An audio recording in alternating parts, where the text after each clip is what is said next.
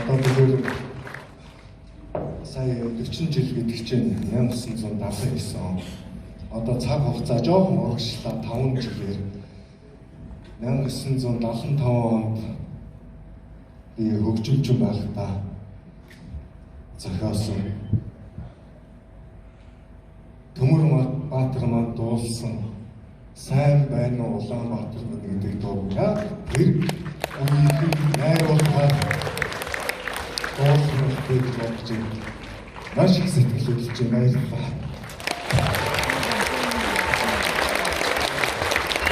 Өнөөдөр найруулсан авиа жүжигчин Дрэсн Сочи өөр ямар орон жилийн олон орны дуучдын уралдааны шагналт Төмөр Баатар маань таныг урьж байна.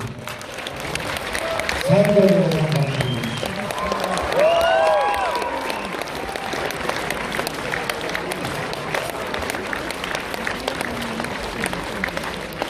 Өчигдөр давж ирсэн.